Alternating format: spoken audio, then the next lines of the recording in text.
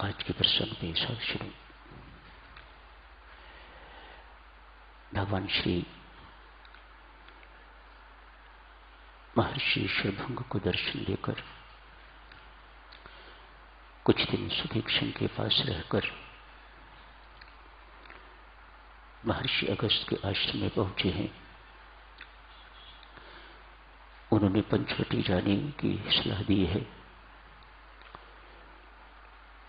भगवान श्री वहां भी पहुंच गए हैं और लक्ष्मण से कहा है पर्णकुटी तैयार कीजिएगा, हम यही निवास करेंगे।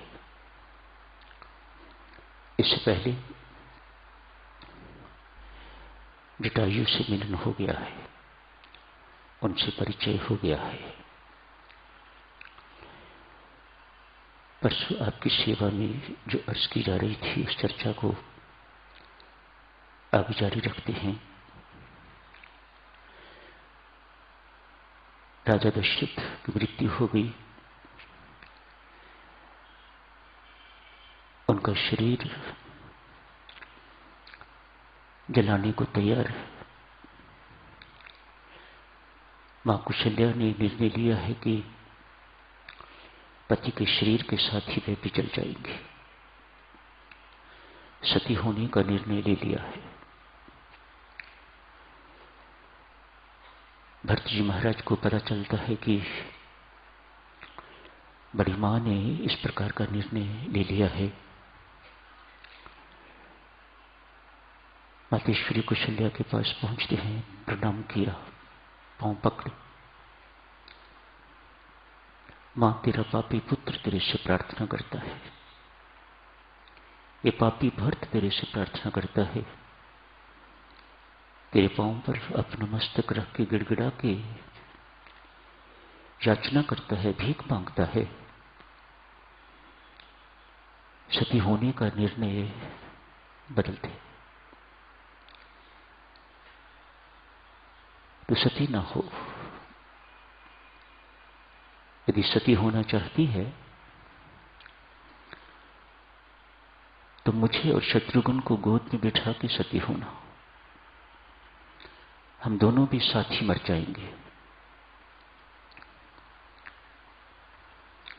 तनिक सोच मैया, मेरा सब कुछ तो पहले ही लुट गया, कहीं तू भी न रही तो मैं किसके पास रहूंगा। अब सोचती हूं कि मैं महारानी कैकेयी के पास फिर कभी वापस जाऊंगा, कभी नहीं। तू ही तो मेरा एकमात्र सहारा है। तू भी सती हो गई तो ये तेरा भरत कहां रहेगा? इसके पास रहने का कोई ठिकाना नहीं रहेगा। थोड़े दिन के लिए मां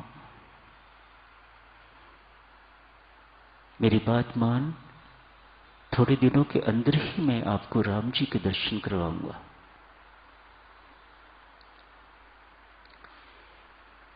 ऐसी कहने की देरी थी,